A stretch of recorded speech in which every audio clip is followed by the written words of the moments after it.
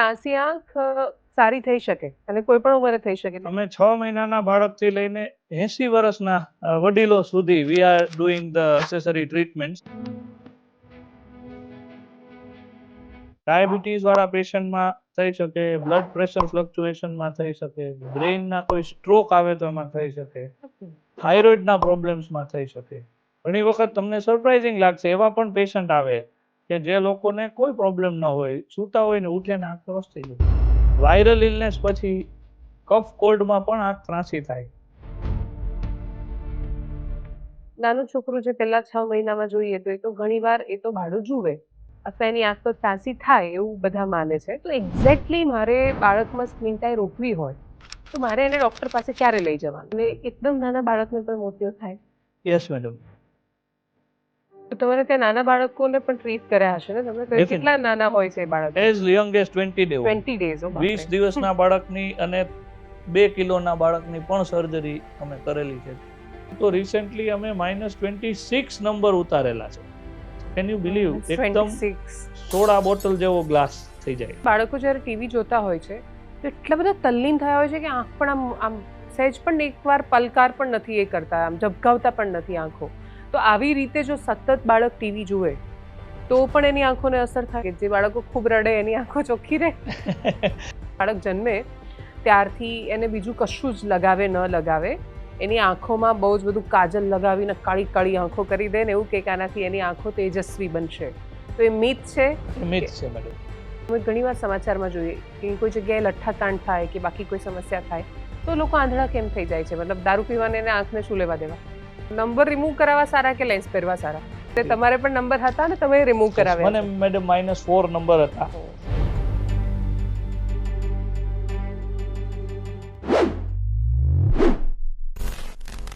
નમસ્કાર.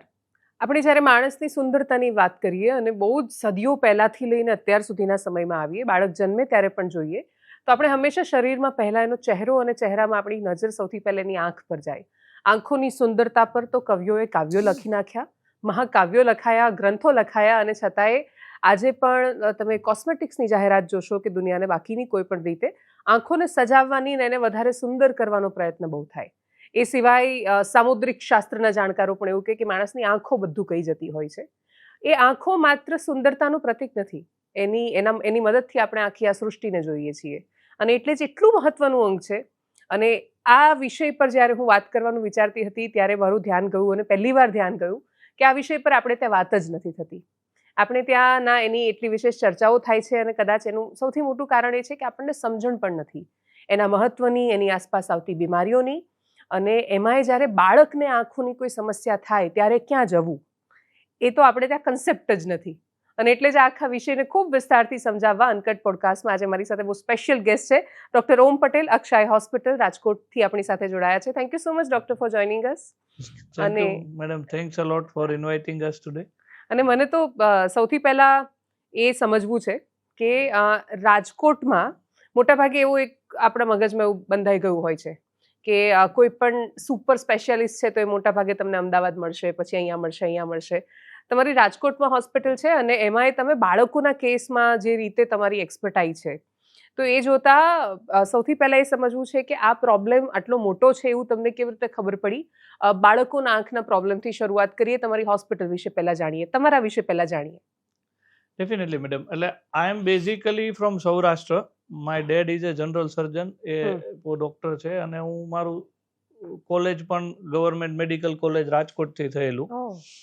પછી મેં આઈસ MS કે મારું જે સ્પેશિયલાઇઝેશન છે એ દિલ્હીથી કરેલું. અને at that point of time we realize કે આંખની અંદર સુપર સ્પેશિયાલિટીનો કોન્સેપ્ટ ત્યારે ઇમર્જિંગ હતો. અત્યાર સુધી કેવું હતું કે આંખના ડોક્ટર એટલે આંખના ડોક્ટર. પછી આંખમાં પણ અલગ ડોક્ટર હોય, સ્પેશિયાલિસ્ટ હોય, કન્સેપ્ટ ડેવલપ થતો હતો. એમાં ખાસ અલગ અલગ પડદાના સ્પેશિયાલિસ્ટ છે, કીકીના કોર્નિયાના સ્પેશિયાલિસ્ટ છે, પણ બાળકોની આંખના સ્પેશિયાલિસ્ટ ખૂબ ઓછા છે round the country or round the world in fact. એમાં ગુજરાતમાં રિયલ નીડ હતી કે ગુજરાતની અંદર બાળકોની આંખમાં સુપર સ્પેશિયાલિસ્ટ હોય એવા ગણ્યા ગાંઠા લોકો હતા. અમુક સિનિયર પ્રોફેસર્સ હતા જે એક્સપિરિયન્સના આધારે they were trying to help, but specially trained people were not there. સૌરાષ્ટ્રમાં બહુ મોટું વેક્યુમ હતું અને ત્યારે મને રિયલાઇઝ થયું કે if you help an adult તો ડેફિનેટલી એને હેલ્પ થાય જ, પણ તમે જો કોઈ ચાઇલ્ડની લાઈફમાં ફરક કરી શકો કે એને જોતો કરી શકો તો that adds much more value to his personal self life family surrounding. અને એ બહુ અનટચડ ટોપિક હતો કારણ કે ચિલ્ડ્રન કોઓપરેટ ન કરે, એને જોવા અઘરા, એની ટ્રીટમેન્ટ અઘરી, આંખ એકદમ નાની ડેલિકેટ. એટલે ધેન વી થોટ કે will go into this. થોડું ડિફિકલ્ટ છે, થોડું કોમ્પ્લિકેટેડ છે, ટ્રેનિંગ એની ડિફિકલ્ટ છે, but then once the job satisfaction એમાં છે, કદાચ એડલ્ટ્સમાં છે જ પણ એના કરતાં વન સ્ટેપ અહેડ. ડૉક્ટર, આંખોના ડૉક્ટર વિશે મોટાભાગે બે સમજણ છે. એક એ મોતિયાનું ઓપરેશન કરે ને એક ત્યાં નંબર ચેક કરાવવા જાય લોકો. આના સિવાય મહત્વના કામ કયા હોય છે, કઈ એવી બીમારીઓ હોય છે, અને પેશન્ટ તમારી પાસે સૌથી વધારે શું કામ આવે છે? યસ મેમ, આંખની અંદર પેલા એ જ કન્સેપ્ટ હતો કે આંખનો પ્રોબ્લેમ એટલે મોસ્ટલી મોતિયાનો પ્રોબ્લેમ, બધીને વેલનો પ્રોબ્લેમ. હવે જેમ ટાઈમ સાયન્સ ડેવલપ થાય છે, સ્પેશિયાલિટી ડેવલપ થાય છે, એમ બેઝિકલી 5-6 સ્પેશિયાલિટી આઈઝમાં ડેવલપ થઈ છે. જેમ હું ત્રાસી આંખનો સ્પેશિયાલિસ્ટ છું, કે સ્ક્વિન્ટ આઈઝનો, ક્રોસ આઈનો સ્પેશિયાલિસ્ટ છું. એવી રીતે આંખના પડદાના સ્પેશિયાલિસ્ટ હોય જેને રેટિના સર્જન્સ કહેવાય, આંખની કીકીના કે કોર્નિયાના સ્પેશિયાલિસ્ટ હોય જેને કોર્નિયા સર્જન કહેવાય, ઇવન આઈલિડના પણ સ્પેશિયાલિસ્ટ હોય જેને ઓક્યુલોપ્લાસ્ટિક સર્જન કહેવાય. તો we have now many sub types. આંખના કેન્સરના સ્પેશિયાલિસ્ટ હોય, that is also a field. These are all new coming up super specialties. અને મારી સ્પેશિયાલિટીની વાત કરું તો ત્રાસી આંખમાં એક જનરલ મિથ છે કે ત્રાસી આંખ ખાલી કોસ્મેટિકલી ખરાબ લાગે, લોકો મજાક કરે, કોન્ફિડન્સ લો થાય. પણ સ્ક્વિન્ટ ઇઝ નોટ જસ્ટ કોસ્મેટિક. જો ત્રાસી આંખનું નાનપણથી અથવા મોટી એજે ટાઈમલી ટ્રીટમેન્ટ ન કરવામાં આવે તો it can cause one I blindness also. So practically આ બહુ મોટો વેક્યુમ ને ગેપ હતો અને છે હજી, કે જેમાં અવેરનેસની બહુ જરૂર છે. ઓકે. અને ત્રાસી આંખ સારી થઈ શકે અને કોઈ પણ ઉંમરે થઈ શકે, એટલે મોટા થયા હોય કોઈ 15-20 વર્ષનું છે તો એનામાં પણ સીધી થઈ શકે? કોઈ પણ ઉંમરે મેડમ થઈ શકે. અમે 6 મહિનાના બાળકથી લઈને 80 વર્ષના વડીલો સુધી we are doing the necessary treatments. અમુક કેસમાં કોઈ એક્સરસાઇઝથી થઈ શકે, અમુકમાં ગ્લાસીસથી થઈ શકે, અમુકમાં સર્જરીઝની જરૂર પડે. બેઝિકલી ત્રાસી આંખ પણ અલગ અલગ ઘણા બધા પ્રકારની હોય. ઓકે. એની આંખ અંદર જતી હોય, બહાર જતી હોય, ઉપર નીચે ઇમ્બેલેન્સ હોય, અને એની અંદર પણ અલગ અલગ ટાઈપના ટ્રીટમેન્ટ ઓપ્શન્સ આપણને અવેલેબલ હોય. એટલે આંખમાં પણ ખાસ ત્રાસી આંખના સ્પેશિયાલિસ્ટ એને જોવે, એના મેજરમેન્ટ્સ લે, then he can decide, he or she can decide કે which is the best treatment, અને that can be treated at any age. અને એ સ્ક્વિન્ટ આઈ થાય કેમ? સ્ક્વિન્ટ આઈ થવાના બેઝિક રીઝનમાં જઈએ તો માઇન્ડ, આપણું બ્રેઇન, આંખના વ્હાઇટ પાર્ટમાં મસલ્સ આવેલા હોય, એ મસલથી આંખની મુવમેન્ટને કોર્ડિનેટ કરતું હોય. અવર બોથ આઈઝ, બે આંખ એક જગ્યાએ ફોકસ કરવી જોઈએ અને બધી દિશામાં ભેગી મૂવ થવી જોઈએ. હવે આંખ, મગજનું આંખના મસલ ઉપર કોર્ડિનેશન ડિસ્ટર્બ થઈ જાય તો અમુક મસલ જરૂર કરતાં વધારે કામ કરે, અમુક મસલ ઓછું કામ કરે. That leads to the imbalance between both the eyes and brain. એટલે ડેફિનેટલી બ્રેઇનના લેવલે એની ટ્રીટમેન્ટ પોસિબલ નથી. એટલે આંખના લેવલે આપણે આંખનું અલાઇનમેન્ટ કરી અને એને એડજસ્ટ કરી શકીએ જેથી બંને આંખ એક જગ્યાએ કામ કરે અને જોડે કામ કરે. ઓકે. અને બેઝિકલી આપણે બંને આંખમાંથી ઇમેજ બ્રેઇનમાં જતી હોય અને બ્રેઇન એ ઇમેજને ફ્યુઝ કરીને 3 ડાયમેન્શન વિઝન ક્રિએટ કરતું હોય. એટલે જે 3rd ડાયમેન્શન છે, જે ડેપ્થ પરસેપ્શન છે, એ તો જ શક્ય છે જો બંને આંખ એક હારે એક જગ્યાએ ફોકસ કરે. હવે સ્ક્વિન્ટ આંખમાં પ્રોબ્લેમ એવો થાય કે એક આંખ એક બાજુ જોવે, એક આંખ બીજી બાજુ જોવે. એટલે બ્રેઇનને બે અલગ અલગ સિગ્નલ જાય, એટલે બ્રેઇન કન્ફ્યુઝ થાય, એટલે બ્રેઇન એક આંખને ઇગ્નોર કરે અથવા સપ્રેસ કરે, એને યુઝ ન કરે.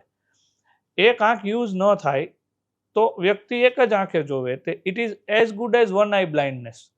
તમે તમારી એક આંખને પેચ કરીને જોવો તો જેવું વિઝન હોય એવું વિઝન સ્ક્વિન્ટ વાળા પેશન્ટને, ત્રાસી આંખ વાળાને હોય. Only thing they don't realize because નાનપણથી એને આદત પડી ગઈ હોય. એટલે ત્રાસી આંખ પછી એક આંખ જે યુઝ ન થાય, સપ્રેસ રહે, તો એ લેઝી થતી જાય, એની નસ સુકાવા માંડે, અને એને લેઝી આઈ કે એમ્બ્લિયોપિયાનો પ્રોબ્લેમ કહેવાય, which is like A permanent blindness. અમુક એજ સુધી જો એમ્બ્લિયોપિયા ટ્રીટ ન કરીએ તો પછી લાઈફ લોંગ એ આંખ વીક જ રહી જાય. એડલ્ટ્સમાં જોઈએ તો ત્રાંસી આંખ થવાના કારણો જે તમે મને પૂછતા હતા, તો એડલ્ટ્સમાં કારણ અલગ હોય. ડાયાબિટીસ વાળા પેશન્ટમાં થઈ શકે, બ્લડ પ્રેશર ફ્લક્ચ્યુએશનમાં થઈ શકે, બ્રેઇનના કોઈ સ્ટ્રોક આવે તો એમાં થઈ શકે, થાઇરોઇડના પ્રોબ્લેમ્સમાં થઈ શકે. પહેલેથી અલાઇન થયેલી આઈઝ XYZ રીઝનથી એનું અલાઇનમેન્ટ ડિસ્ટર્બ થઈ જાય અને ત્રાંસી આંખ થઈ જાય. ઘણી વખત તમને સરપ્રાઇઝિંગ લાગશે, એવા પણ પેશન્ટ આવે કે જે લોકોને કોઈ પ્રોબ્લેમ ન હોય, સૂતા હોય ને ઉઠે ને આંખ ક્રોસ થઈ જાય. વાયરલ ઇલનેસ પછી કફ કોલ્ડમાં પણ આંખ ત્રાંસી થાય, આંચકી આવવાથી પણ આંખ ત્રાંસી થાય. તો દેર કુડ બી મેની રીઝન્સ. અને જો એડલ્ટ એજમાં થાય તો સપ્રેશનની આદત ન હોય એટલે પેશન્ટને ડબલ દેખાય. દે આર કન્ફ્યુઝ કે whether to look here or here. એટલે એ પછી ડબલ વિઝનને લીધે એને એક આંખને પેચ કરવી પડે, અથવા he is not able to use both eyes together. Okay. એટલે this is a very interesting topic as such. હા, એટલે મારા માટે તો એકદમ નવું છે. એટલે મને એવું હતું કે આમ જે બાડી આંખ છે અથવા ત્રાંસુ જોવાની ટેવ છે તો નાનપણથી જ હોય, મોટા થયા પછી પણ એવું જરૂરી નથી, કોઈ પણ એજે થઈ શકે. હા, કિડ્સમાં પહેલેથી હોઈ શકે, અથવા ગ્રોઈંગ એજમાં આવી શકે, અથવા ઇન્ટરમિટન્ટ પણ હોઈ શકે કે ક્યારેક સીધી લાગે, ક્યારેક ત્રાંસી લાગે. તો સ્ક્વિન્ટાઇઝ બ્લાઇન્ડનેસ પણ આપે, કેમ કે જો એક આંખ કામ નથી કરતી તો બધું ભાર બીજી આંખ પર આવશે, તો એમાં પણ પછી પ્રોબ્લેમ થઈ શકે. એટલે પ્રેક્ટિકલી એક જ આંખ યુઝ કરવાની ટેવ પડે, એટલે એક આંખ યુઝ ન થાય એ વીક થાય, આને ઓવર સ્ટ્રેઇન થાય. સેકન્ડ થિંગ કે ડેપ્થ પરસેપ્શન ડેવલપ જ ન થાય, અને 3 ડાયમેન્શન વિઝન ડેવલપ ન થાય. એટલે for them seeing A 3D movie is not possible. They will not see something coming out of the screen. Okay. અને જનરલી બાળકો માટે એવી માન્યતા હોય છે કે નાનું છોકરું જે પહેલા 6 મહિનામાં જોઈએ તો એ તો ઘણીવાર એ તો બાળું જુએ, અથવા એની આંખ તો ત્રાંસી થાય એવું બધા માને છે, અને એને એટલું બધું સામાન્ય માનવામાં આવે છે. તો એક્ઝેક્ટલી મારે બાળકમાં સ્ક્વિન્ટાઈ રોકવી હોય તો મારે એને ડૉક્ટર પાસે ક્યારે લઈ જવાનું? એટલે આઈડિયલ રિકમેન્ડેશન ઇઝ કે 6 months ઓફ એજ ઉપર એક ચેકઅપ થવું જોઈએ. બીકોઝ બાળક 6 મહિને એક જગ્યાએ ફોકસ કરતું થાય, 3 થી 6 મહિના વચ્ચે ટોર્ચને ફોલો કરતું થાય, ઓબ્જેક્ટ્સ ઉપર જોવે, ધેન વી કેન ઇવેલ્યુએટ કે એનું બેલેન્સ બરાબર છે કે નહીં, કોઈ સ્ક્વિન્ટ આઈ છે કે નહીં. એની ટેસ્ટ છે કે જેમાં બાળકના કોઓપરેશનની જરૂર નથી. ડોક્ટર કેન ઓબ્જેક્ટિવલી અસેસ કે એને પ્રોબ્લેમ છે કે નહીં. એટલે 6 monthsમાં ચેકઅપ થવું જોઈએ, પછી 1 yearમાં થવું જોઈએ, અને રૂટીન ચેકઅપ 3 yearsની એજે થવું જોઈએ. એટલે મોસ્ટ ઓફ ધ ટાઈમ આમાં આપણે પિકઅપ કરી શકીએ. ઘણી વખત પેરેન્ટ્સ ફીલ કે ક્યારેક થાય છે, સૂઈને ઉઠે છે, થાકી ગયો છે તો ત્રાંસી થાય, વળી પાછી સીધી થઈ જાય, એન્ડ દે ફીલ કે ધ ચાઇલ્ડ ઇઝ ડુઈંગ વોલન્ટરીલી, ચાય કરીને કરે છે. એટલે બાળકોને ખીજાવવામાં આવે છે કે સીધી કર, પણ એકચ્યુઅલી ઈ વોલન્ટરી કે એની જાતે કરતો નથી. ઈ ક્રોસ એનાથી થઈ જાય છે, એને પાછું જોર કરીને સ્ટ્રેટ કરવી પડે, અને ઈ સ્ટ્રગલમાં એની આઈ ડેમેજ થાય, ડેપ્થ પરસેપ્શન હેમ્પર થાય, ઘણા બધા બીજા પ્રોબ્લેમ્સ થાય. એટલે 2 મેસેજ છે, એક તો રૂટીન ચેકઅપની બહુ જરૂર છે, અને સેકન્ડ થિંગ કે ઇફ યુ ફીલ કે કોઈ ઇસ્યુ છે તો એને ઇગ્નોર કરવો ન જોઈએ. એને એવું ન વિચારવું જોઈએ કે મોટો થશે તો થઈ જશે, લોહી ભરાશે તો થઈ જશે. અમુક કમ્યુનિટીઝમાં એવી માન્યતા છે કે એ તો માતાજીની દયા છે, નેચરલ છે, એવી રીતે ઇગ્નોર ન કરવું જોઈએ. એનું પ્રોપર ચેકઅપ કરાવવું જોઈએ, આંખના ડૉક્ટરને બતાવી શકાય, બને અને અવેલેબલ હોય તો ખાસ ત્રાંસી આંખના ડૉક્ટરને બતાવી શકાય, તો એ તમને પરફેક્ટ ગાઈડન્સ આપી શકે. એટલે આંખોનું રૂટીન ચેકઅપ હોય તો કન્સેપ્ટ જ નથી એકચ્યુઅલી આપણે ત્યાં. તો આ ચેકઅપ જે તમે કહ્યું કે 6 મહિને, 1 વર્ષે, 3 વર્ષે એ જે બાળકોને કરાવવું જ જોઈએ, તો એ કોઈ સિમ્ટમ્સ દેખાય એ પ્રકારના તો કરાવવું જોઈએ, કે એમ પણ ફોર અ સેફર સાઇડ આપણે જેમ રૂટીન ચેકઅપ કરાવીએ છીએ ઘણીવાર બોડીનું, એ રીતે કરાવવું જોઈએ, અને કોની પાસે કરાવવું જોઈએ? એટલે આઈડિયલ થિંગ ઇઝ કે રૂટીન ચેકઅપ જો કરાવી શકાય તો બેસ્ટ, બીકોઝ અમુક પ્રોબ્લેમ્સ એવા છે જે કદાચ પેરેન્ટ્સને ધ્યાનમાં ન આવે પણ આઈ સર્જન એને પિકઅપ કરી શકે. ખાસ પીડિયાટ્રિક આઈ સર્જન હોય તો વધારે પિકઅપ કરી શકે. પ્લસ અમુક રેડ ફ્લેગ્સ હોય, જેમ કે પ્રીમેચ્યોર બેબીઝ છે તો એનું હમ. આઈ ચેકઅપ કરાવવું જોઈએ. હમ. પેરેન્ટ્સને એવું લાગે કે ત્રાસી આંખ છે તો ડેફિનેટલી ઇગ્નોર ન કરવું જોઈએ, આઈ ચેકઅપ કરાવવું જોઈએ. આંખમાં કોઈ વ્હાઇટ સ્પોટ હોય એવું લાગે તો બાળકોમાં મોતિયો પણ હોઈ શકે, પીડિયાટ્રિક કેટરેક્ટ પણ હોઈ શકે, તો એનું ચેકઅપ કરાવવું જોઈએ. નાનપણથી જો તમારું બાળક સ્ક્રીનને એબનોર્મલી નજીક રાખીને જોવે છે, ટીવીની બાજુમાં ચાલ્યું જાય છે, તો બની શકે કે એને કોઈ નંબર હોય, આંખમાં ઓછું દેખાતું હોય, તો then you should get it check. Okay. ક્યારે રમતમાં બાળકની એક આંખ બંધ કરીને એને બચાવવાનું કે એને રમાડવાનું જોવું જોઈએ, જેથી વી કેન ઇવેલ્યુએટ કે બંનેમાંથી કોઈ એક આંખે કોઈ પ્રોબ્લેમ નથી. ધીસ આર સ્મોલ ટિપ્સ કે જે ડે ટુ ડેમાં પેરેન્ટ્સ કેન ફોલો. અને એની ટાઈમ જે ફીલ કે સમથિંગ ઇઝ એબનોર્મલ, કાંઈક અલગ છે, તો ડેફિનેટલી એને આઈ સર્જનને કન્સલ્ટ અને કરવું. એકદમ નાના બાળકને પણ મોતિયો થાય? યસ મેડમ, તમને સરપ્રાઇઝિંગ લાગશે કે બાય બર્થ પણ મોતિયો હોઈ શકે. ઓકે. બેઝિકલી મોતિયો એટલે જે નેચરલ લેન્સ હોય આપણી આઈમાં એ ટ્રાન્સપરન્ટ હોય, લાઇટ આંખમાં લેન્સમાંથી પાસ થતી હોય. જો એ લેન્સ ક્લાઉડી કે વ્હાઇટિશ હોય તો એને આપણે મોતિયો કહીએ. એટલે ઘણી વખત બર્થથી પણ મોતિયો હોઈ શકે, ઘણી વખત અર્લી એજમાં પણ મોતિયો આવી શકે. અને બાળકોનો મોતિયો આંખની સર્જરીઝમાં બહુ ઓછી એવી કન્ડિશન છે જે ઇમરજન્સી કહી શકાય, એમાંની એક બાળ મોતિયો છે. બિકોઝ જો નાનપણથી એની આંખમાં લાઇટ ન જાય તો એની આંખની નસ ને પડદો એક્ટિવેટ ન થાય અને પરમેનન્ટ બ્લાઇન્ડનેસ થઈ શકે. એટલે we tend to operate as young as 20 day old. 20 દિવસના બાળકની પણ સર્જરી શક્ય છે, જરૂર પડે તો. વી હોપ કે ન પડે, પણ જરૂર પડે તો થઈ શકે. અને એ સર્જરી એડલ્ટ સર્જરી કરતાં તદ્દન અલગ છે. એની ટેકનિક અલગ છે, એના સ્પેશિયાલિસ્ટ અલગ છે, એની આફ્ટર કેર અલગ છે, અને એ એટેન્શનની બહુ બધી જરૂરિયાત છે. તો તમારે ત્યાં નાના બાળકોને પણ ટ્રીટ કર્યા હશે ને તમે? તો એ કેટલા નાના હોય છે એ બાળકો? As young as 20 day old. 20 days. 20 દિવસના બાળકની અને 2 કિલોના બાળકની પણ સર્જરી અમે કરેલી છે, ત્યાંથી લઈ અને ઓલ ધ એજીસ. ઓકે. અને એ ખબર કેવી રીતે પડે એટલા નાના બાળકમાં કે એને મોતિયો હશે? જનરલી એના પીડિયાટ્રિશિયન વ્હાઇટ રિફ્લેક્સ નોટિસ કરે, કોઈ વ્હાઇટ Okay. સ્પોટ નોટિસ કરે બર્થ ટાઈમે અથવા પછી. કોઈ વાર પેરેન્ટ્સ એજ્યુકેટેડ હોય તો એ નોટિસ કરે, અને they come for a routine checkup કે કશું એબનોર્મલ લાગે છે, then you pick it up.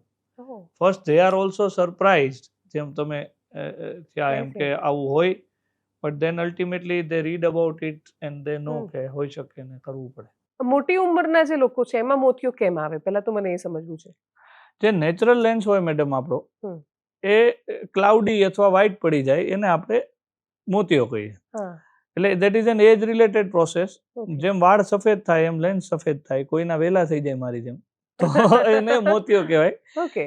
અને બેઝિકલી એ લેન્સને પાછો આપણે ટ્રાન્સપરન્ટ કરી શકીએ નહીં, એટલે આપણે એ લેન્સને રિમૂવ કરવો પડે, તેની જગ્યાએ નવો લેન્સ ઇમ્પ્લાન્ટ કરવો પડે, જેને મોતિયાનું ઓપરેશન કહેવાય. એટલે મોતિયો ઉતરાવ્યો એવું જે કે, તો ધેટ મીન્સ એ લેન્સ આખો રિમૂવ કરી દીધો એટલે એવું કે મોતિયો ઉતરાવ્યો. બેઝિકલી ઓલ્ડર ટેકનિકમાં આપણે આખો લેન્સ રિમૂવ કરતા. ઓકે. હવે શું કરીએ કે 2 મિલીમીટરમાંથી અંદર જઈ લેઝરથી લેન્સના પીસીસ કરીએ અને એ પીસને આપણે બહાર કાઢી લઈએ, એટલે ઓપનિંગ મોટું ન કરવું પડે. અને એ જ 2 mm માંથી આપણે 13 mm નો લેન્સ ફોલ્ડ કરીને અંદર મૂકી દઈએ. એટલે વેરી ઇન્ટરેસ્ટિંગ સર્જરી કે 2 મિલીમીટરમાંથી મોટો લેન્સ આપણે ફોલ્ડ કરીને નાખી દઈએ અને નેચરલ લેન્સની પોઝિશન પર જ આપણે નવો લેન્સ મૂકી દઈએ, જેને આપણે મોતિયાનું ઓપરેશન કહીએ. ઓકે. એ ટોટલી લેઝરથી હવે થાય છે, એટલે એમાં કોઈ પેઇન થતો નથી, કોઈ સ્ટીચીસ કે ટાંકા આવતા નથી, કોઈ બેડ રેસ્ટની જરૂર નથી, કોઈ ઇન્જેક્શન કે પાટાપટ્ટીની કશી જરૂર રહેતી નથી. અને ફટાફટ થઈ જતું હશે ને હા, operation? It takes 15-20 minutes in routine case, અને it is totally comfortable, painless experience. અને હવે નવી ટેકનોલોજીના એડવાન્સ સાથે એમાં એવા પણ ઓપ્શન્સ છે કે પેશન્ટને લાઈફ લોંગ ચશ્માની પણ જરૂર ન પડે. ઓકે. દૂરના તો ન જ પડે, સાથે વાંચવાના કે નજીકના ચશ્માની પણ જરૂર ન પડે. અને ઘણા બધા લોકો જેને વધારે નંબર હોય, એ લોકો આફ્ટર ધ એજ ઓફ 50 એ લોકો નેચરલ લેન્સને પણ એક્સચેન્જ કરી દે છે, જેનાથી મોતિયો પણ ન આવે અને અત્યારે નંબર પણ ઉતરી જાય. એટલે those options are also available which is અચ્છા, એટલે મોતિયો આવતા પહેલા સર્જરી કરી શકાય. You will be surprise. અને that is very famous in USA and other places, જેને રિફ્રેક્ટિવ લેન્સ એક્સચેન્જ કહીએ, ઓકે કે જેમાં નેચરલ લેન્સ એનીવેઝ કોઈ એક ટાઈમે તો આપણે એને મોતિયો આવે એટલે રિપ્લેસ કરવાનો જ છે, તો વેલો પણ કરી શકાય પર્પઝફુલી, જેનાથી નંબર પણ હટી જાય અને મોતિયો પછી આવે નહીં. That can also B done. અને આજે પેલા બેતાળાવાળા જે નંબર હોય છે, જેવું કે ભાઈ અમુક ઉંમર પછી એ તો આવી જ જાય છે નજીકના, તો એ પણ આના during the process V can remove it totally. Number cross number પણ રિમૂવ થઈ શકે ટોરિક લેન્સ યુઝ કરવાથી. ટ્રાયફોકલ લેન્સીસથી દૂર નજીકના બધા નંબર રિમૂવ થઈ શકે. એટલે it becomes a very comfortable thing in the old age, કે જ્યારે બધી વિઝનની નીડ્સ હોય, કશું વાંચવું હોય, ડ્રાઈવ કરવું હોય, ઇન્ટરમીડિયેટ વિઝન જોવું હોય, તો it becomes very comfortable. Okay. ના કાળા ચશ્મા કેમ પહેરાવી રાખે એમાં? That is outdated. અમે નથી પહેરાવતા કાળા ચશ્મા. ચશ્મા ન પહેરાવીએ તો પણ હવે નવી સર્જરીમાં ચાલે, અને ચશ્મા પહેરાવીએ તો પ્રોટેક્શન માટેના ટ્રાન્સપરન્ટ વ્હાઇટ ગ્લાસીસ આપીએ, આઉટડોર્સ જાય એની માટે. Okay. Basically we need to prevent કે કોઈ વાગે નહીં કશું આંખમાં સર્જરી પછી, કોઈ ફોરેન બોડી ન જાય, કોઈ ઇન્ફેક્શન ના થાય, એટલું જ ધ્યાન રાખવાનું છે. એટલે our patients drive the very next day. આજે સર્જરી કરીને કાલે તમે ડ્રાઈવ કરી શકો. ઓકે. એટલું કમ્ફર્ટ. એટલે આ સ્ક્વીન ટાઈ કે મોતિયો કે કોઈ પણ પ્રકારની આ બીમારીઓ હોય તો જનરલી એવો માઇન્ડસેટ છે કે ભાઈ છોકરું બહુ નાનું છે ને એના પર ક્યાં સર્જરી કરવાની, તો એ મોટું થાય ત્યારે એની ટ્રીટમેન્ટ કરાવીશું એવું વિચારતા હોય છે. તો એ વિચારવું બરાબર છે કે નાના હોય ત્યારે જ? બિગેસ્ટ મિથ છે મેડમ. ઓકે. સૌથી મોટી ગેરમાન્યતા એ છે. વી ઓલ્સો હોપ કે જરૂર ન હોય તો સર્જરીની જરૂર નથી, but at least get it checked. જો તમને ગાઈડ કરવામાં આવે તો યુ ઇવેલ્યુએટ, 2-3 ઓપિનિયન લ્યો, but don't ignore. If you feel કે ના આ બધું બધા સર્જન કહે છે તો કશું હશે, અને then you should go head with it. Okay. Because surgery has very good result. Timely treatment થાય તો વી કેન સેવ ધ આઈ. એક એજ પછી એ માત્ર કોસ્મેટિક સર્જરી બની જાય. યંગ એજમાં કરીએ તો એ વિઝન સેવિંગ પણ થઈ શકે. અને આ સ્ક્વીન ટાઈ જે આ ત્રાંસી આંખો હોય છે એમાં નાના હોય ત્યારે પણ સર્જરી થઈ શકે, મોટા થાય ત્યારે પણ થઈ શકે. તો નાના હોય ત્યારે કરાવી કેમ પ્રેફરેબલ? કેમ કે નાનું બાળક હોય ને સર્જરી કરાવતા મોટા ભાગે મમ્મી પપ્પાના મનમાં હંમેશા એક ડર હોય. પ્રેફરેબલ એટલે મેડમ કે બાળક નાનું હોય ત્યારે એની આંખ અને મગજ બંનેનું ડેવલપમેન્ટ થતું હોય. જો એ ટાઈમથી આઈ બ્રેઇન કોર્ડિનેશન નોર્મલ થઈ જાય તો વિઝન વધારે સારી રીતે બચી શકે, લેઝી આઈ ન થાય, ડેપ્થ પરસેપ્શન સારું આવે, 3D વિઝન સારું આવે. એટલે બાળકનું નોર્મલ ડેવલપમેન્ટ આપણે we can put it on the normal track. એક એજ પછી કરીએ તો ઇટ ઇઝ ટ્રીટેબલ, પણ જો ડેમેજ વિઝનનું થઈ જાય, ડેપ્થ પરસેપ્શનમાં થઈ જાય, તો એને રિવર્સ કરવું પછી ડિફિકલ્ટ છે. પછી it is more so over a cosmetic surgery. કે લુક માટે કર્યું છે. લુક માટે. Many people come to us at the college age, because this is not just vision. આ બેઝિકલી પોતાના સેલ્ફ ઇમેજ ઉપર અસર કરે, કોન્ફિડન્સ પર અસર કરે, સ્કૂલ પરફોર્મન્સ પર અસર કરે, સ્ટેજ કોન્ફિડન્સ પર અસર કરે, because everything is related to each other. એટલે ફોર એ ચાઇલ્ડ વિથ સ્ક્વિન્ટ એનું જે ગ્રોઈંગ પીરિયડ હોય ત્યારે એને સતત એને કોઈને કોઈ પાછું ટોણા માર્યા કરે, મજાક કરે એની. એટલે when we do the treatment અને જ્યારે એમની લાઈફમાં ચેન્જ અમે જોઈએ, which we even try and share in the social media platform, તો that happiness is amazing. It is not just vision, it is not just looks, but overall એના self પરસેપ્શનમાં, એની આજુબાજુના પરસેપ્શનમાં બહુ મોટો મિનિંગફુલ ડિફરન્સ આપણે ઊભો કરી શકીએ. હા, very true. I was going through your Instagram અને મેં ત્યાં બહુ જ બધા લોકોની એવી સ્ટોરી જોઈ કે જેમાં એ એકદમ ત્રાંસુ જોતા હતા અને પછી સર્જરી પછી, એટલે સેમ સર્જરી ડે એ લોકો જોવા માંડ્યા, થોડા દિવસ પછી તો એકદમ નોર્મલ એમની આંખો હતી અને બહુ સામાન્ય રીતે જોતા હતા. People literally cry when they see their face post operatively. I have never thought કે આવું પોસિબલ છે. અને it is achievable 45 મિનિટ્સની પ્રોસિજર કે જેમાં કોઈ પેઇન નથી, કોઈ એવા કોમ્પ્લિકેશન નથી. બીકોઝ બેઝિકલી ત્રાંસી આંખની સર્જરી છે એ આંખના વ્હાઇટ પાર્ટ ઉપર કરવામાં આવે, જે આંખના મસલ્સ હોય. એટલે આંખને અંદરથી ખોલવાની નથી.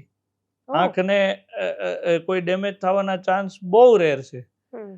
તો it is completely safe, completely achievable અને પ્રેડિક્ટેબલ, કે એમાં રિઝલ્ટ બહુ સારા છે અને it can change the life forever. હું એક જોઈ રહી હતી વિડીયો જેમાં તમારે લખ્યું હતું ઓસ્ટ્રેલિયા ટુ અક્ષા, એટલે છેક ત્યાંથી લોકો આવે છે ત્યાં હોસ્પિટલમાં? Yes, that is a very interesting case. એક ડેન્ટિસ્ટ છે Okay. જે બેઝિકલી ઓસ્ટ્રેલિયા પ્રેક્ટિસ કરે છે. Uh-huh. She is like 44-45 years of age, અને એને નંબર હતા, અને શી વોઝ લાઈક કે મારે એવું સોલ્યુશન જોઈએ છે કે દૂરના તો નંબર ઉતરે જ છે પણ ભેગું નજીકના પણ મારે પહેરવા ન પડે. હા. એટલે અમે એ સર્જરી એનામાં કરેલી હતી, જેને રિફ્રેક્ટિવ લેન્સ એક્સચેન્જ પ્રોસિજર કહેવાય. ઓકે. અને એમાં લાઈફ લોંગ એને દૂર નજીક બંને ચશ્મા ઉતારી શકાય. સાથે સાથે એને ફ્યુચરની અંદર મોતિયાનું પણ રિસ્ક ન રહે એ પ્રકારે પણ કરી શકાય. ઓકે. અને આ ચશ્મા ઉતારવા પરથી એ જાણવું છે મને કે આ હવે તો બહુ નાના બાળકોમાં પણ નંબર આવી જાય છે. પહેલાના સમયમાં હું જ્યારે યાદ કરું છું મમ્મી પપ્પાનો કે દાદા દાદીનો સમય, તો એ લોકો તો 80 વર્ષે બહુ સરસ જોઈ શકતા હતા. અને એવું અમે શું કર્યું અથવા હવે પછીના બાળકો એવું શું કરી રહ્યા છે કે બધાના આટલા બધા નંબર આવી રહ્યા છે? એટલે મેમ લાઈફસ્ટાઈલ ઘણી બધી ચેન્જ થઈ ગઈ છે. Okay. Over A period of time near work ઉપર ફોકસ આપણું વધ્યું છે, સ્પેશિયલી પોસ્ટ કોવિડ. હા. કે ડિજિટલ સ્ક્રીનનો ઉપયોગ વધ્યો છે. ટાસ્ક છે એ જનરલી આપણે નિયર ટાસ્ક વધી ગયા છે. પેલા distance vision was the prime focus. એટલે એને લગતા આ બધા નવા પ્રોબ્લેમ્સ અથવા જૂના પ્રોબ્લેમ્સ વધારે માત્રામાં બહાર આવે છે. જેમાં તમે જે કીધું એ માયોપિયા કે માઇનસ નંબર જેને કહેવાય, આઈ એબનોર્મલી લોંગ થાય, એની સાઇઝ હોવી જોઈએ એના કરતાં લાંબી થાય, એટલે માયોપિયા કે માઇનસ નંબર આવે. ઓકે. અને ઇટ ઇઝ પ્રૂવન કે વિથ જેમ હાઇટ વધે એમ આંખની સાઇઝ વધે, આંખની સાઇઝ વધે તો નંબર પણ વધે. એટલે 18 વર્ષ સુધી નંબર વધવાના ચાન્સીસ રહે છે. પોસ્ટ કોવિડ ખાસ કરીને કિડ્સમાં માયોપિયાનું પ્રમાણ બહુ વધ્યું છે.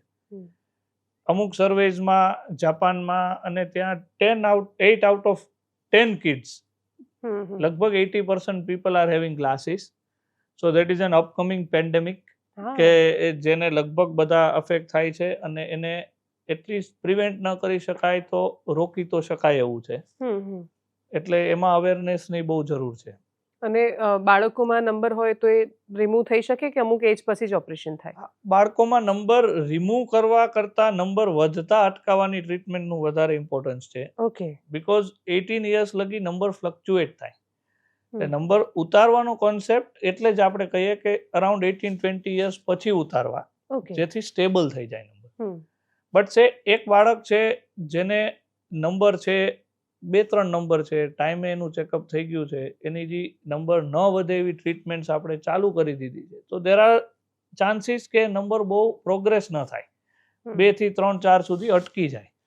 એ જ બાળક જો ચશ્મા ન પહેરે, બતાવે નહીં, અથવા એની ટ્રીટમેન્ટ્સ ન થાય, તો that can increase up to -8, -10, -12.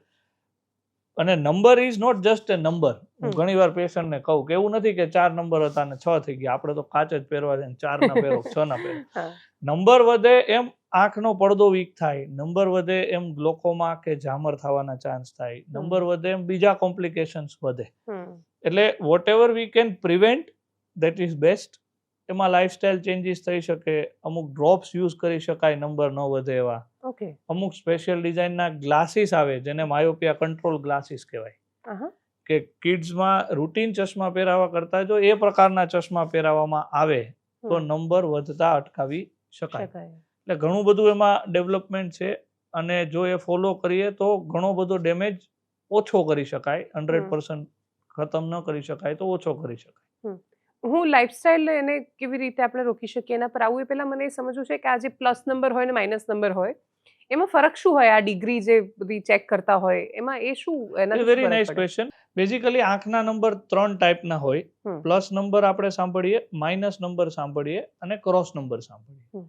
આઈનું model જોઈએ તો આ આપણી કોર્નિયા કે કીકી છે, અંદર લેન્સ હોય છે, આ પડદો હોય છે, અને આ આંખની નસ હોય છે. તો દૂરથી આવતી લાઇટ આઈડિયલ સિચ્યુએશનમાં કોર્નિયામાંથી પાસ થઈને પડદા પર ફોકસ થવી જોઈએ. એની બદલે કોઈ વાર આંખ જો એબનોર્મલી લોંગ હોય તો આ લાઇટ પડદાની આગળ ફોકસ થઈ જાય, જેને આપણે માઇનસ નંબર કે માયોપિયા કહીએ. અને આંખની આગળ આપણે કોન્કેવ ગ્લાસીસ દેવા પડે. અમુક વાર આંખની લેન્થ શોર્ટ હોય તો આંખ પડદાની પાછળ લાઇટ ફોકસ થાય, તો જેને પ્લસ નંબર કહેવાય, તો આપણે કોન્વેક્સ લેન્સીસ અહીંયા દેવા પડે. અને કોઈ વાર કોર્નિયાનું કર્વેચર એબનોર્મલ હોય તો સ્ટ્રેટ આવતી લાઇટ ફોકસ થાય પણ અમુક એક્સિસથી કે ડિગ્રીથી આવતી લાઇટ ફોકસ ન થાય તો એને આપણે સિલિન્ડર નંબર કહીએ. ઓકે તો એમાં સ્પેસિફિક એક્સિસ ઉપર આપણે ચશ્મા આપવા પડે. ઓકે.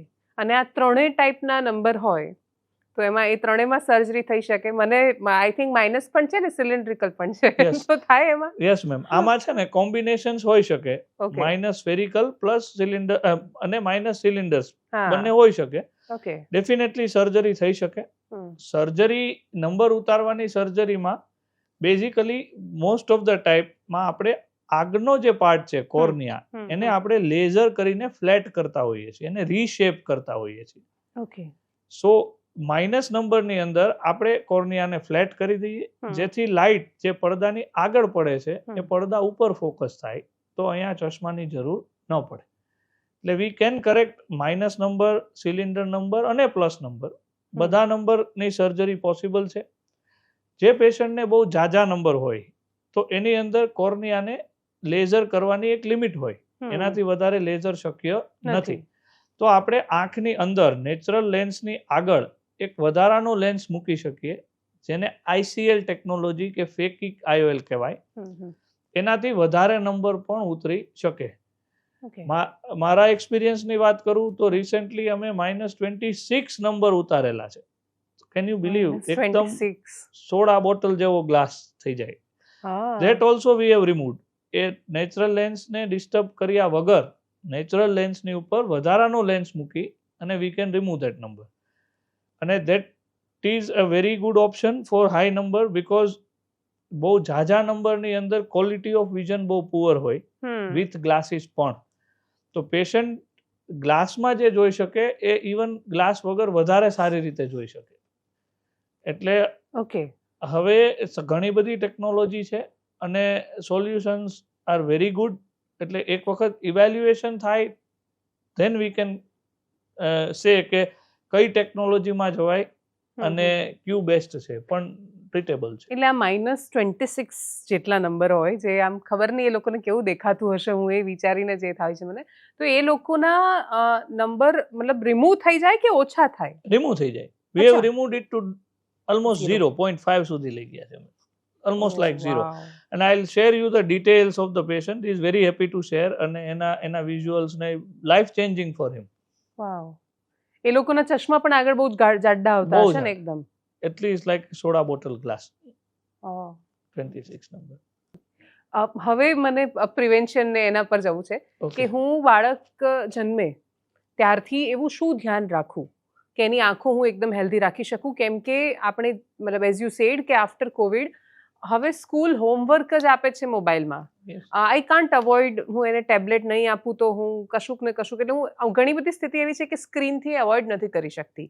તો હું શું કરું કે જેથી એના number? Definitely in the changing times હવે screen is not totally અવોઇડેબલ.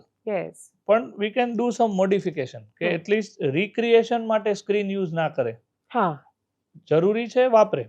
If they are using screen તો 1 hand ડિસ્ટન્સથી યુઝ કરે, આંખના લેવલથી નીચે રાખે. Okay. Every 20 minutes they can take a 20-second break and look 20 feet away. That is rule of 20-20-20. Every 20 minutes you relax your muscle and look away. તો એનાથી આંખના muscle relax થાય. Blue block glasses આપણે use કરી શકીએ. કોઈ lubricating drops નાખી શકાય. સાથે સાથે સ્ક્રીન ટાઈમ તો છે જ પણ આઉટડોર એક્ટિવિટીઝ વધારી શકાય. ઇટ ઇઝ સાયન્ટિફિકલી પ્રૂવન કે સનલાઇટ એક્સપોઝર વધે તો નંબર ઓછા આવે અથવા નંબર વધતા અટકે. તો એની જરૂર છે બિકોઝ ગેમ્સ પણ હવે મોસ્ટલી ઇન્ડોર થઈ ગયું. ગ્રીન વેજીટેબલ્સ દઈ શકાય.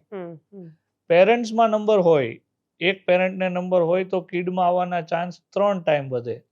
બંને પેરેન્ટ્સમાં હોય તો 7 times વધે. તો આવી હિસ્ટ્રી હોય તો ચેકઅપ વહેલું કરાવાય અને બને તો એને પ્રોગ્રેશન પ્રિવેન્ટ કરવા માટે we can take the steps. Even I have observed કે બાળકો જ્યારે ટીવી જોતા હોય છે તો એટલા બધા તલ્લીન થયા હોય છે કે આંખ પણ આમ સહેજ પણ એકવાર પલકાર પણ નથી એ કરતા, આમ ઝબકાવતા પણ નથી આંખો. તો આવી રીતે જો સતત બાળક ટીવી જુએ તો પણ એની આંખોને અસર થાય? Yes ma'am, that is a very good question કે બાળક જ્યારે કોઈ પણ એક જગ્યાએ ફોકસ કરે કે આપણે ફોકસ કરીએ ત્યારે આપણે એટલા તલ્લીન થઈએ કે બ્લિંક રેટ આપણો ઓછો થાય. We don't blink our eyes. એને લીધે ડ્રાય આઈ થાય. અવર જે ટીયર્સ હોય, આંસુ હોય, એ આંખના સરફેસ ઉપર ડિસ્ટ્રીબ્યુટ ન થાય, આંખ ડ્રાય થાય, એને લીધે આંખમાં સ્ટ્રેન આવે. અને more you do near work, brain gets a signal કે near work is the priority, એટલે એબનોર્મલ આઈ ઇલોંગેટ થાય અને નંબર આવે અથવા હોય તો વધે. ઓકે, એ તમે જે આંખની આંસુની વાત કરી એટલે કે જે બાળકો ખૂબ રડે એની આંખો ચોખ્ખી રહે? That is not exactly that way, but crying is a natural process અને આપણી આંખમાં નેચરલ મિકેનિઝમ છે જ આંખ ચોખ્ખી રાખવાના, ટીયર. એટલે એક બીજી પણ મિથ લઈ લઉં કે આપણે જનરલી એવું માનતા હોય કે આંખ ધોવાથી આંખ વધારે સારી રહે, પણ એ ગેરમાન્યતા છે. કારણ કે જ્યારે આપણે આઈ વોશ કરીએ છીએ ત્યારે આંખના જે આંસુ છે એ ધોવાઈ જાય છે, નવા આંસુ બનતા વાર લાગે, આંખ વધારે ડ્રાય થાય, એટલે આપણે વધારે વોશ કરીએ. એટલે જેમ આઈ વોશ થાય એમ આંખ વધારે ડ્રાય થાય. એટલે આંખમાં નેચરલ મિકેનિઝમ છે જ કે જે આંસુ આપણા સરફેસ ઉપર લાંબો ટાઈમ સુધી રહે છે. એટલે no need to wash your eyes. અને એવું જરૂર લાગે તો ટીયર સબસ્ટિટ્યુટ ડ્રોપ્સ આવે જેને લુબ્રિકેટિંગ ડ્રોપ્સ કહેવાય, that we can use, that will keep your eyes fresh. Tears drop કોઈ પણ યુઝ કરી શકે? કોઈ પણ યુઝ કરી શકે. ઓકે. કોઈ સાઇડ ઇફેક્ટ. અને એવું શું કામ થાય છે કે જો તમે સતત એસીમાં બેઠા હો, પર્ટિક્યુલરલી ઉનાળામાં જ્યાં સૂકો પવન આવતો હોય એવી સ્થિતિમાં હો, તો તમને સખત ડ્રાયનેસ લાગતી હોય આંખોમાં? Yes, because that is evaporative dry eye. કે એસીનું વેન્ટ જો તમારી આંખની સામે હોય, બી કારમાં છે કે તમારી વર્કિંગ સ્પેસમાં છે, તો આંસુ જે છે ઇવોપરેટ થઈ જાય, બાષ્પીભવન થઈ જાય. એટલે જેટલી સ્પીડથી નેચરલ ટીયર્સ બને એના કરતાં ઇવોપરેટ વધારે સ્પીડથી થઈ જાય, એટલે તમને ડ્રાયનેસ લાગે. એટલે વોટ યુ કેન ડુ કે એક્ઝેક્ટલી એકદમ બ્લોઅરની સામે ન રાખવું, ફ્રીક્વન્ટ બ્રેક લેવા અને લુબ્રિકેટિંગ ડ્રોપ યુઝ કરવો. Is AC good? એટલે એસી સારું છે આંખો માટે કે ખરાબ છે? બેઝિકલી અનઅવોઇડેબલ છે હવે એસી, પણ એસી ઇઝ એઝ સચ કોઈ એવો પ્રોબ્લેમ નથી, બટ જેમ મેં કીધું એમ કે એકદમ સીધો પવન નહીં લેવો. ઓકે. અને બાળકો જ્યારે જે દાદી કે બાકીના બધા જે નુસ્ખા હોય છે એમાં મેં એક વસ્તુ જે ઓબ્ઝર્વ કરી કે બાળક જન્મે ત્યારથી એને બીજું કશું જ લગાવે ન લગાવે, એની આંખોમાં બહુ જ બધું કાજલ લગાવીને કાળી કાળી આંખો કરી દે ને એવું કે આનાથી એની આંખો તેજસ્વી બનશે. તો એ મિથ છે?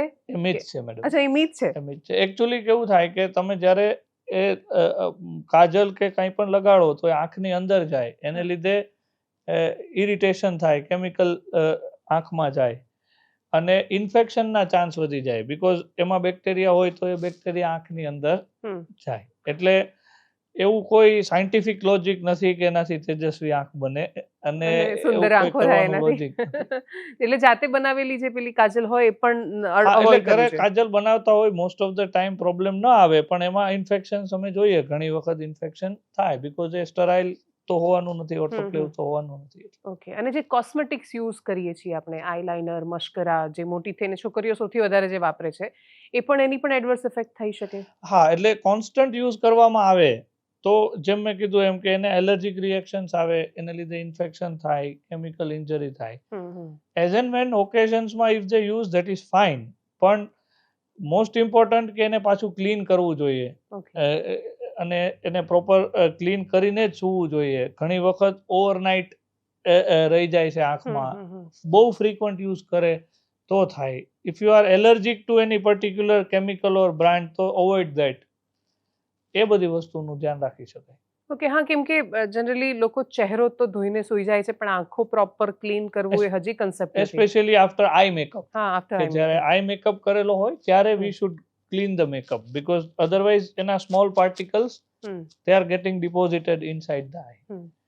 અને ઇવન બાકી જે અમે ઘણીવાર સમાચારમાં જોઈએ કે કોઈ જગ્યાએ લઠ્ઠાકાંડ થાય કે બાકી કોઈ સમસ્યા થાય તો લોકો આંધળા કેમ થઈ જાય છે? મતલબ દારૂ પીવાને એને આંખને શું લેવા દેવા? એને મેડમ જે લઠ્ઠાકાંડ આપણે કહીએ એમાં બેઝિકલી આલ્કોહોલ પ્યોર ફોર્મમાં નથી હોતો, રેગ્યુલેટેડ નથી હોતો, તો એમાં મિથેનોલ પણ આવી જાય છે, ઇથેનોલ ભેગું, અને that is toxic to the nerves of the eyes. આંખને મગજને જોડતી નસ ઉપર એની ટોક્સિક ઇફેક્ટ થાય. એટલે જો લઠ્ઠાકાંડની અંદર એક લેવલ કરતાં વધારે એનું લેવલ વધી જાય તો પરમેનન્ટ બ્લાઇન્ડનેસ પણ થઈ શકે.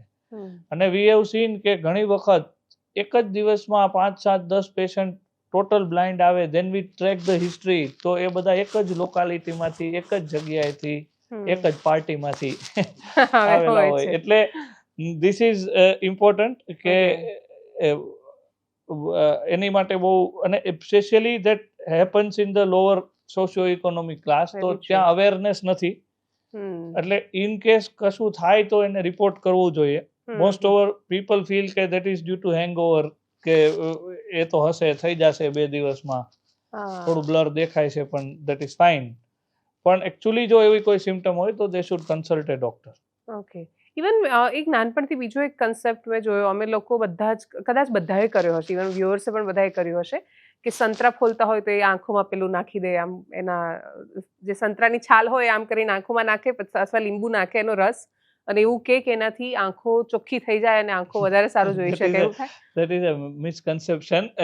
કરતા હોય છે લોકો, પણ એનાથી કોઈ આંખ ચોખ્ખી થાય એવું કોઈ લિટરેચર નથી. અને એસિડિક હોય બેઝિકલી લીંબુનો રસ, ને એટલે આંખોમાંથી પાણી આવે, આંખોમાંથી પાણી આવે, રિફ્લેક્સ વોટરિંગ થાય, એટલે દે ફીલ કે આંખમાં પાણી એવું તો ભેગું બધું ચોખ્ખું થઈ ગયું, પણ એવું કોઈ લોજિક નથી એની. તો મતલબ હવે વર્ષોથી ટાઈમ પાસ કરતા આવ્યા છે આંખો ચોખ્ખી કરવાના નામ પર. સાયકોલોજીકલ મેડમ જાજુ છે, યુ ગેટ અ સેટિસ્ફેક્શન, પણ કોઈ સાયન્ટિફિક લોજિક નથી એમાં. ઓકે. બીટ ખાવાથી લોહી સરસ થાય, લોહીમાં એમાં હિમોગ્લોબિનમાં તમને લિટરલી સુધારો દેખાય, એમ હું શું ખાઉં તો મારી આંખો સરસ થઈ જાય? વિટામિન એ રીચ ફૂડ્સ લઈ શકાય, બીકોઝ આંખમાં જે પિગમેન્ટ્સ હોય એની અંદર વિટામિન એ હોય, એટલે વિટામિન એ રીચ ફૂડ્સ છે, જેમ કે કેરીઝ, મેંગોઝ છે, કે કોઈ પણ વિટામિન એ વાળા ફૂડ હોય એ તમે લ્યો તો આઈ ગેટ હેલ્ધી. એન્ટીઓક્સિડન્ટ વાળું જે ગ્રીન વેજીટેબલ્સ છે, એનાથી પાલક ને, એનાથી આંખ સારી રહે overall. Okay. Things are not measurable કે એક્ઝેક્ટ કેટલું ફાયદો થાય, પણ ઓવરઓલ ગ્રીન વેજીટેબલ્સ અને vitamin A rich foods are good for eye. હા, પણ એટલે ધેટ ડિપેન્ડ્સ, કેમ કે હવે પ્રોબ્લેમ એ છે કે હું જે પાલક ખાઈ રહી છું એ જ ઘણીવાર એટલી બધી ખતરનાક રીતે બનીને આવે છે, એટલે એ ખેતર પણ એટલા ચોખ્ખા છે, કેટલું ગંદુ વપરાય છે, કેટલું પોલ્યુટેડ છે, તો એ બધાની પણ અસર બહુ થાય છે. એટલે મારી પાસે આમ જોવા જઈએ તો કોઈ સીધો એવો ઉપાય નથી કે હું અચાનક લાઈફસ્ટાઈલ મારી બાકીના બધા કરતાં બહુ જ અલગ કરી દઈશ. એના માટે પછી મારે અમદાવાદ છોડીને જતું રહેવું પડે ક્યાંક. તો એ સમયમાં AQI જેવા વિષયો બહુ ચર્ચામાં આવે છે, કે અને આ બધા ફીલ કરે છે કે તમે જેવું આ શિયાળાનું ધૂંધળું વાતાવરણ થાય અથવા અતિશય ખરાબ વાતાવરણ હોય, હું એ પ્રદૂષણમાં જાઉં છું, બહુ જ ખરાબ આંખો બળે છે, અસર થાય જ છે, ગળું ખરાબ થઈ જાય છે, શરદી અને બાકી બધી બીમારીઓ થાય છે. એની આંખો પર કોઈ અસર થઈ શકે? ડેફિનેટલી મેમ, એની અસર થાય જ છે આંખો પર પોલ્યુશનની, અને એની માટે ટોટલી તો વી કેનોટ અવોઇડ, પણ એટલીસ્ટ પ્રોટેક્ટિવ ગ્લાસીસ પહેરી શકાય જો જવું જ પડે એવું હોય તો. લુબ્રિકેટિંગ ડ્રોપ્સ નાખી શકાય જેથી એની અસર ઓછી થાય. Otherwise it is not totally avoidable, but definitely as you are saying કે એની સાઇડ ઇફેક્ટ થાય જ છે આંખમાં. ઓકે. અને બીજું જે મેં તમને જ્યારે નંબર રિમૂવલનું પૂછ્યું, તો એમાં તમે કહું કે પ્લસ માઇનસ કે પછી ક્રોસ નંબર હોય એ બધા જ રિમૂવ થઈ શકે, એવા કયા કેસીસ છે કે જેમાં ન થઈ શકે નંબર રિમૂવલ, અને એ પ્રોપર ચેકઅપ પછી જ ખબર પડે? Yes ma'am, by and large most of the કેસીસમાં 90% લોકોમાં નંબર રિમૂવ કરવાની સર્જરી સેફ છે, કોઈ કશો વાંધો નથી.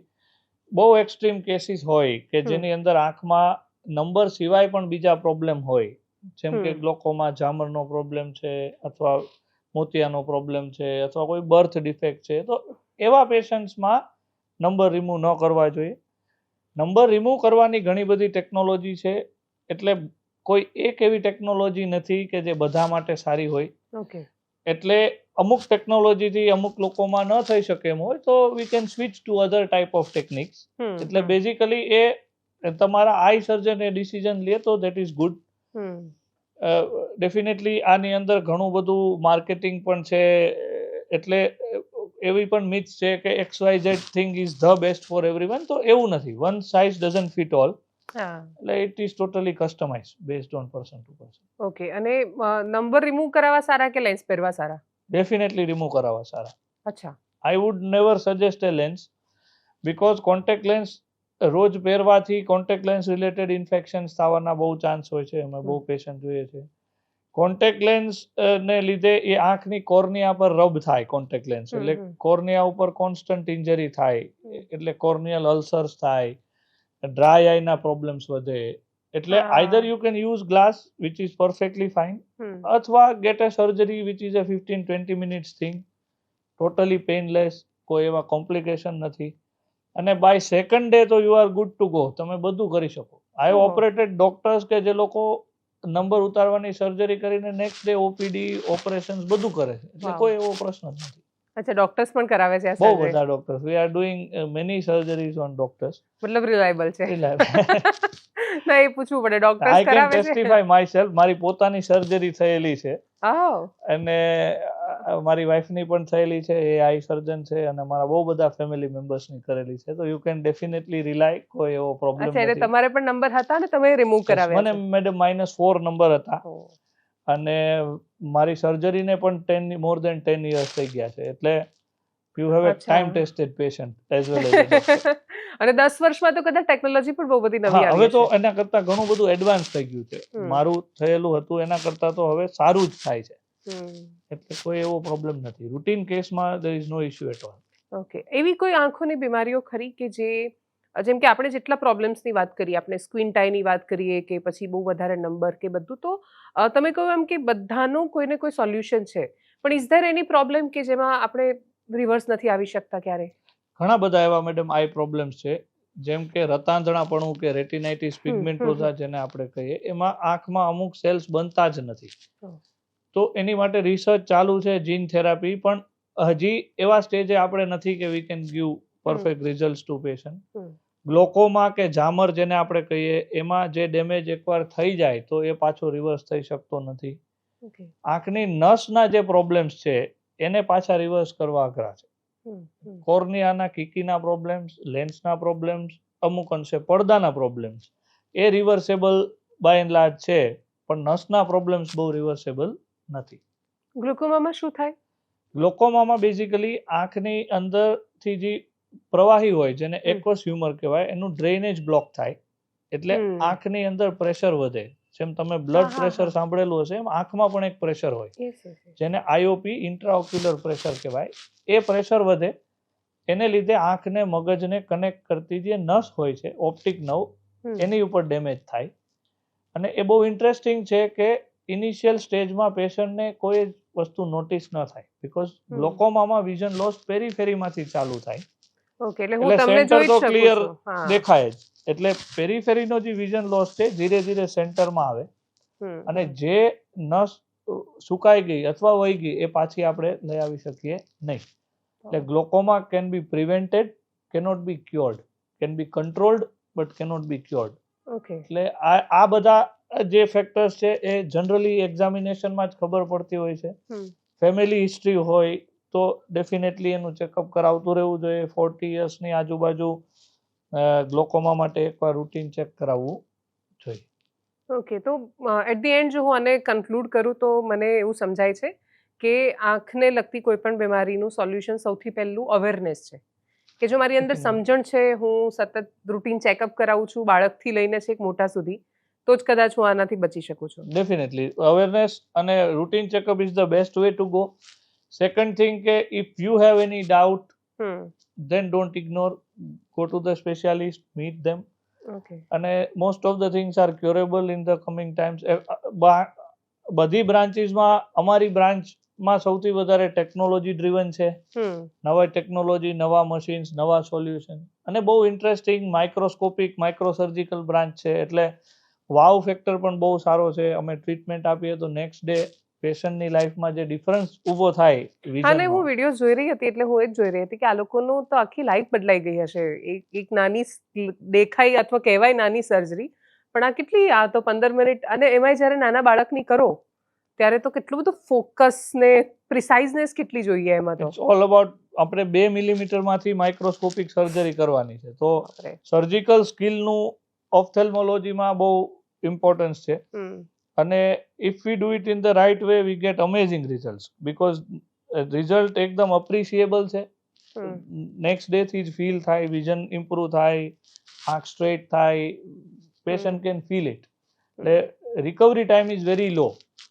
એટલે અને if patients R coming from Australia તો આઈ થિંક મને એવું લાગે છે ગુજરાતના બાકીના સેન્ટરમાંથી પણ આવતા હશે અને કદાચ મેં જે શરૂઆતમાં કહ્યું ને કે બહુ જ ઓછી હોસ્પિટલ્સ એવી હશે કે જે રાજકોટ સેન્ટ્રલાઇઝડ હોય અને બાકી બધી જગ્યાએથી બધા પેશન્ટ્સ આવતા હોય. યસ મેમ, એટલે ઘણા બધા અમને આખા ગુજરાતમાંથી, કચ્છમાંથી, બનાસકાંઠાથી, સુરત, દાહોદ ઘણા બધા પેશન્ટ્સ આવે છે. જેમ ડિજિટલ મીડિયાની અવેરનેસ વધે એમ જેમ લોકો કનેક્ટ થાય, રિઝલ્ટ જોવે, ધેન દે ફીલ કે ધીસ ઇઝ ઓથેન્ટિક, બીજાનું થયેલું છે તો આપણું થાય, તો people don't mind to travel. Even out of Gujarat પણ ઘણા લોકો આવે છે. We have treated patients from Bombay, from Indore, from Nagpur.